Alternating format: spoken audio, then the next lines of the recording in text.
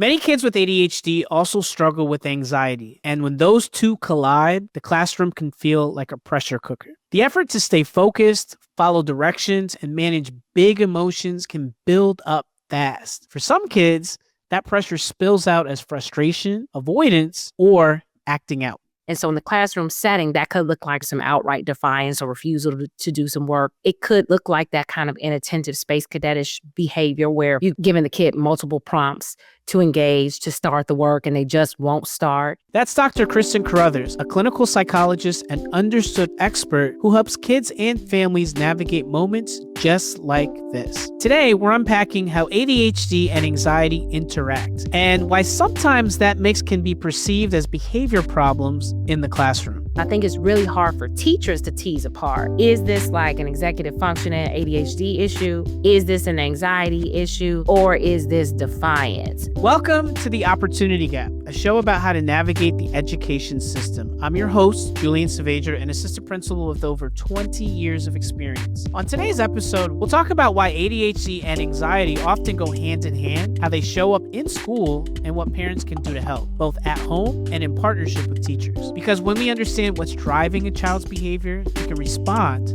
not just react.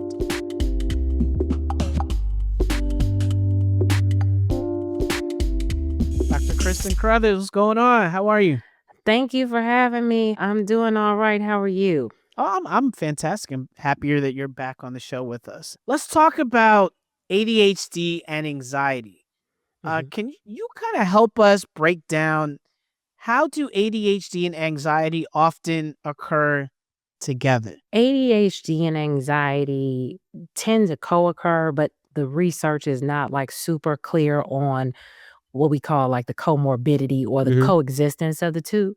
But anecdotally, and in my work with children, adolescents, and adults, I've found that many people who struggle with ADHD also experience underlying symptoms of anxiety.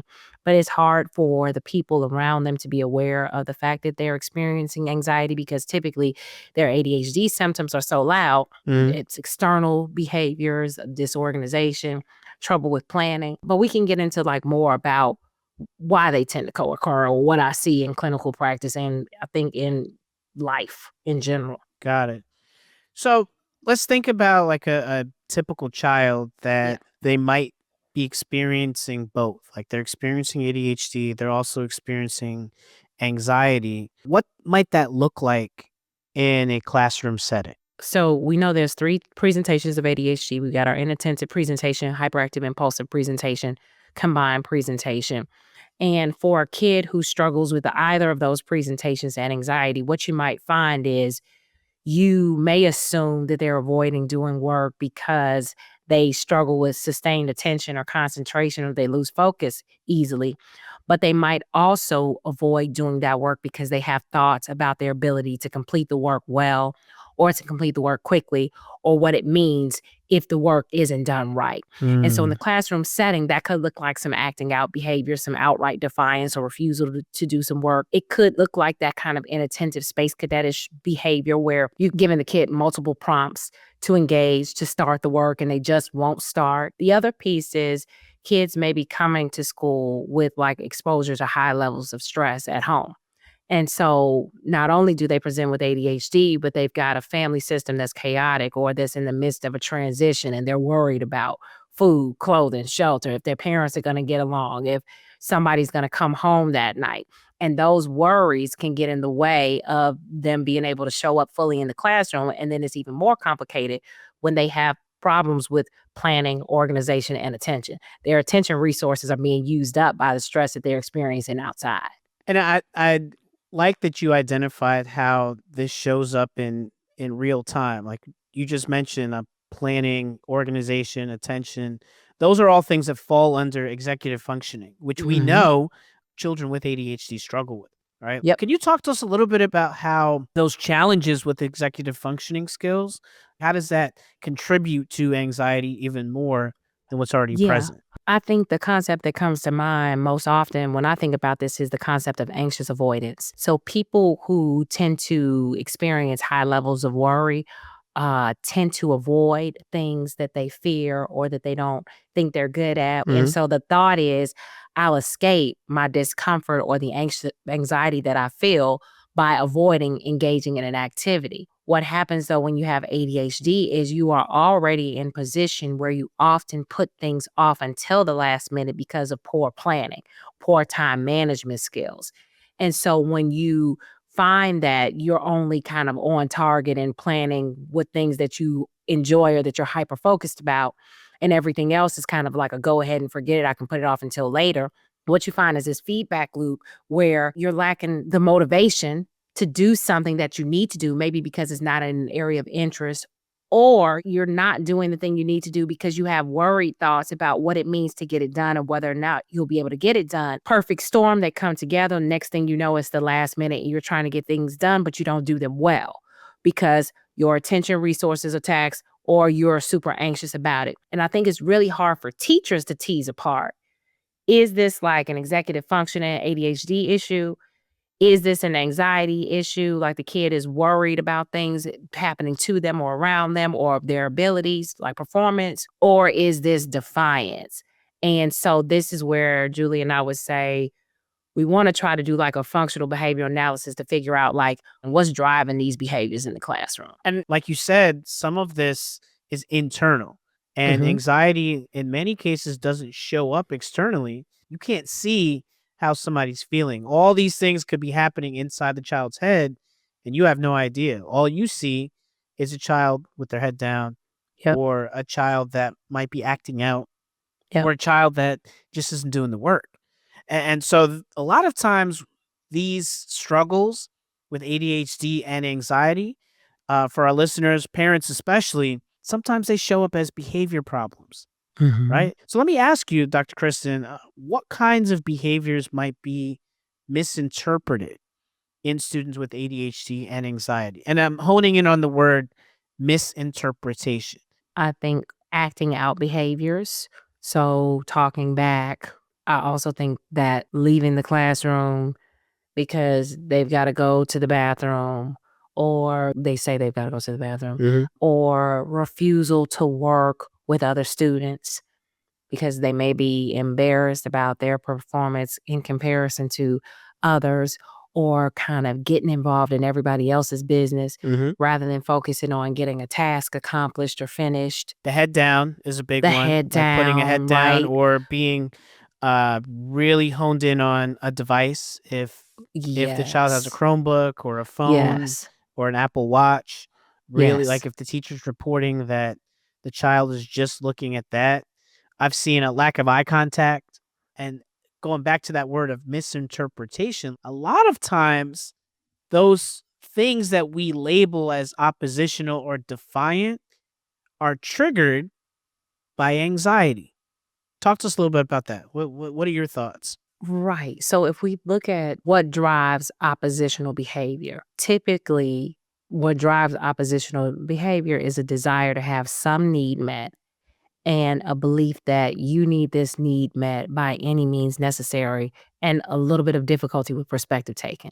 So your need is so important in that moment that you're unable to see how or why a person may not be able to meet your need because of other things that are going on in the context. So you're kind of blind, right? So if a kid comes in an oppositional stance, they are refusing to do work because they just don't wanna do the work. They don't have the bandwidth for it. They're not taking in the perspective of, "Well, if I get the work done now, then I don't have to do it later, and then I might have more time for fun, or it would make the teacher really happy, or it would free me up later to be able to do some other things." They're just thinking about how they feel in that moment and getting what they want in that moment. So, if we're trying to figure out how anxiety could drive that oppositionality, we're looking at, does the person have the resources? Does the person think they have the resources Mhm. to be able to engage in a behavior in that moment and be successful? Mm. So even if you believe they're the most brilliant person in the world, they've got so much potential, if they don't believe that they have the resources to be able to do it, or perhaps they're so drained from other things biologically or socially that they are not able to approach, their oppositional stance is gonna be even more firm. There are a lot of internal thoughts that are happening, and there's not a coping mechanism for the child to deal with that anxiety that's happening in the moment. And Right. so they choose to act in a certain way to, like you said, get the need that they need met. Now, for Absolutely. all our listeners out there, behavior is communication. And Yes. when we think about the idea of oppositional or defiance or whatever you want to call it, whether it's cursing you out, whether it's putting your head down, whether it is sucking your teeth, whether it's rolling your eyes, whether it is not doing the work, Mhm. whether it is going to hit somebody to get attention, all of that is communication. The child is trying to tell us something. They're Mhm. trying to tell us that they need something or that they want something, and they don't have the language or the skills or the capacity in that moment to tell us in a way that we think is appropriate. Mhm. And so they're choosing to do it in a way that's going to get our attention. I do Mhm. something so that I signal something's going on and I need help. And this Yep. is the way that I'm communicating it. And in that same frame, like if a kid is anxious and in their bodies they're experiencing somatic symptoms or stomach aches, headaches, dry mouth, they don't want to experience that.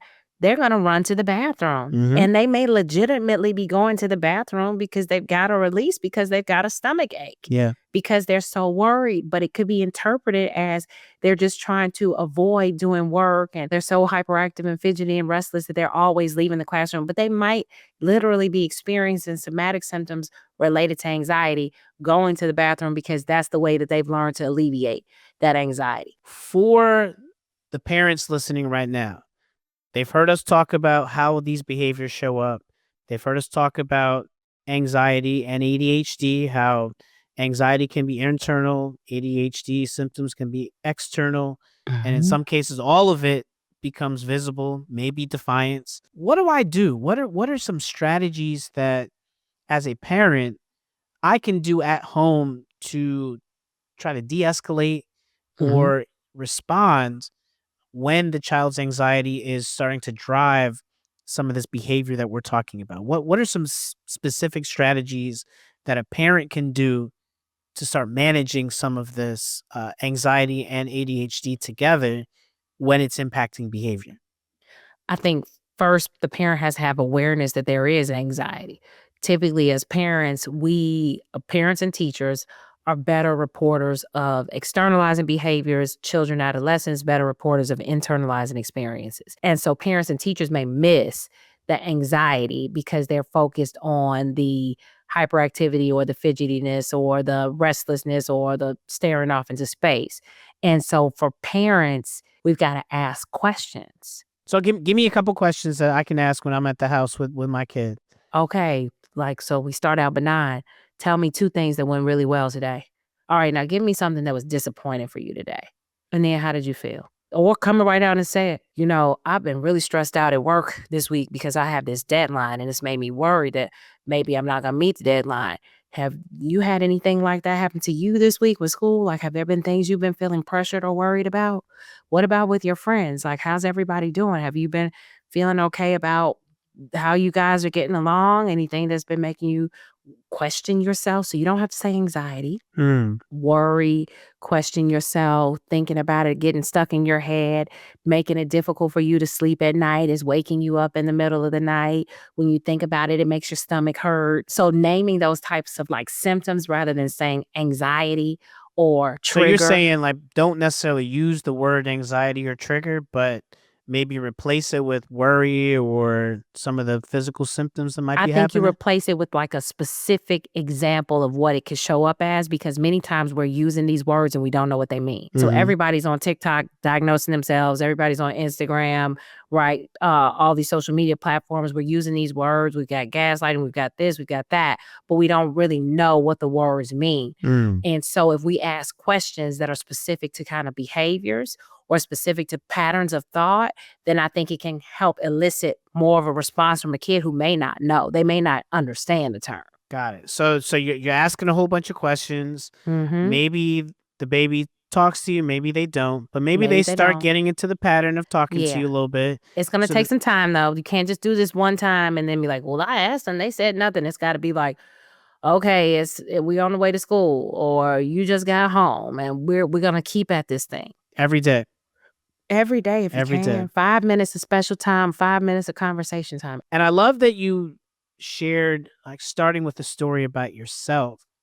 Like, mom really struggled with something today at work, and I felt this way. Yep. So, sharing how you feel as the parent and how things make you feel might open your child up to sharing how they might be feeling. Yes. So, last thing I wanted to touch upon, and you mentioned it earlier, Dr. Kristen, about an FBA or functional behavior analysis. In schools, there are sometimes processes, especially with children with IEPs and 504s. Mhm. FBA can lead to something called a BIP or behavior intervention plan. As we mentioned, behavior is communication, Mhm. and the behavior might be communicating to us with that functional behavior analysis, then we need to put something in place.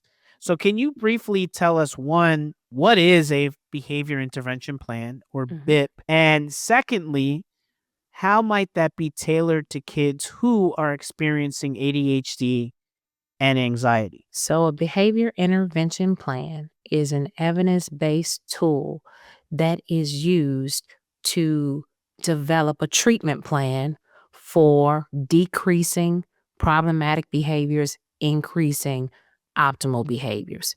So, I would say it's like, okay, if we've got a cookbook and our cookbooks have recipes, Mm-hmm. a functional behavioral analysis is the tool we use to figure out what ingredients are we going to need to be able to create some dish. Mm-hmm. The behavioral intervention plan is our recipe. What Mm. we do, we collect data looking at a specific behavior. So if a kid's struggling with anxiety and ADHD, and we notice that they are doing a lot of classroom avoidance, so when they're in the classroom, they're not starting work right away, or they're not finishing work, and then they're leaving the classroom often to go to the bathroom, staying in the bathroom for long periods of time. We know that this is happening during science class and during math class. It does not happen during reading. Okay. We've collected our data over time, and we've determined that the child really enjoys the reading class, really loves that teacher, loves the structure of the classroom. Science and math, the child has had an experience in the past where they haven't performed the way they thought they were going to perform, or they've gotten messages that they're not really good at it. They're not connecting with the teachers. So they're escaping, or just before it's time to go to that class, they come up with an excuse to go someplace else and they're showing up late. Behavior intervention plan says, okay, here's what we know. We know that this kid is really reinforced by the reading class, really enjoys it. We're going to make sure that they have opportunities to help the teacher out in that class. We're going to keep things strong there.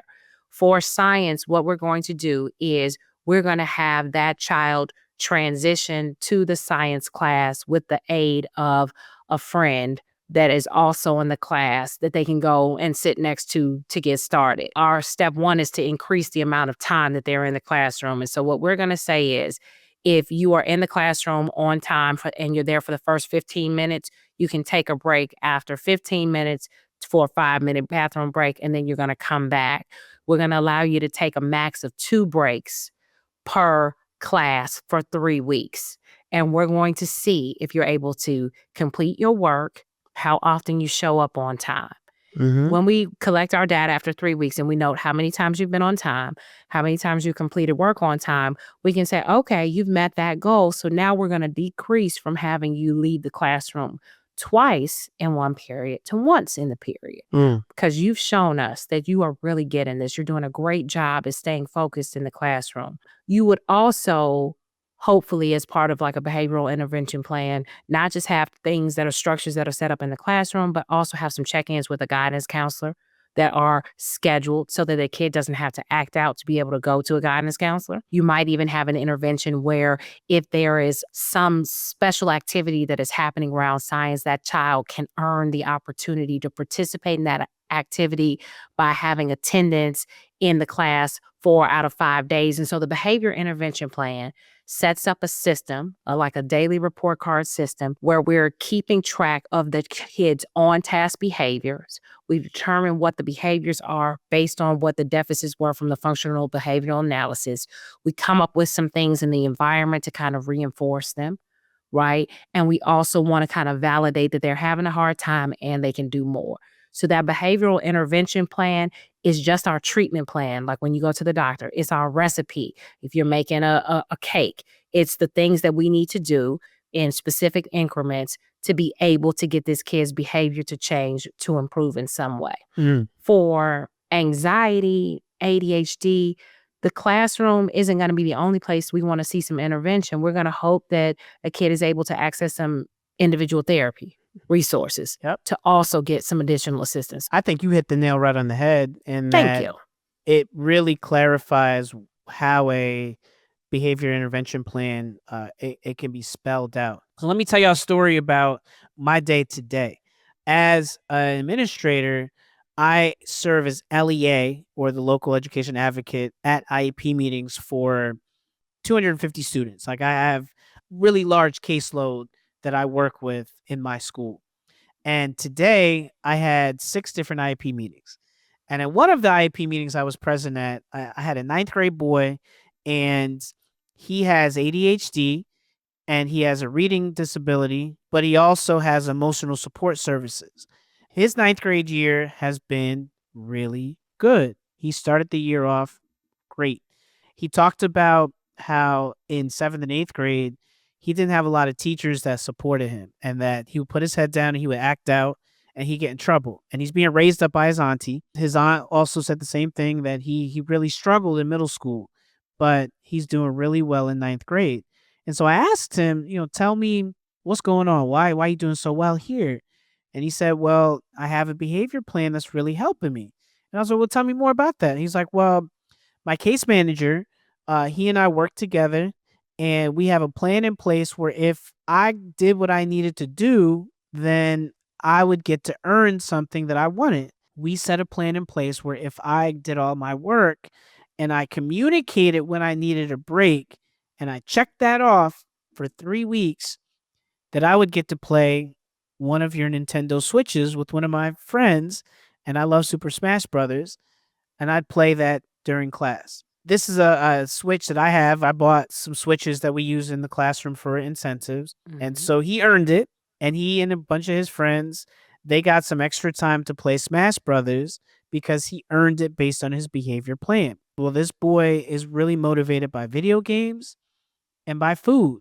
And on Friday, he is going to get to eat a hot chicken sandwich. If you're not from Philly, Nanu's Hot Chicken in Philly, it's a thing. All the kids love it. And so he's getting a chicken sandwich, and he's going to get to play his Smash Brothers. And it is written into his positive behavior support plan. We call it that, but it's a behavior intervention plan. It is written into the plan. It is in his IEP. We talked about it at the IEP meeting. And I can tell you that it is a motivating factor for him, for somebody that is experiencing anxiety, for somebody that is experiencing ADHD and emotional support services. And he was able to explain what the plan was. His auntie was able to explain what the plan was. His case manager explained the plan, and it's showing success. So when I say all that, this is real and it can show real results. The key to it working, everybody has to come together and be on and board. So parents, when you're out there trying to figure this out, my advice to you is to get together with the school, get together with your child, and start to figure out, how can we put a plan in place that is going to, one, identify what the issues are, help our children get the language to communicate what they need, but then have a crystal clear plan. Who do I go to? What do I do when these feelings start coming up? Because the goal is to increase communication. Yes. And then again, the IEP or the 504 plan, they are designed to be individualized. So if that means a hot chicken sandwich and a Nintendo Switch Super Smash Brothers tournament is going to be the thing, then make it happen, right? Yep. Make it happen. But that's a rewards menu. That's what you got to do. The rewards have to be rewarding. in order to change the behavior. So we don't come up with the things that we think are rewarding. We ask the kid, like, what do you want to earn? What do you like? What are you looking forward to? You get their buy-in. This is their plan. That is a kid who's empowered. Yep. He's like, I worked with my case manager. Oh, listen, he was hyped. And we ended the meeting. I explained that for our students that earn A's and B's at the end of 9th grade, we take them to a really fancy Italian restaurant at the end of the year. And, for a lot of my students, they don't get to go out to eat like that. Right. So we give them, top shelf, 3 courses. Love it. They get the cannolis, they get waiters and waitresses, the whole thing.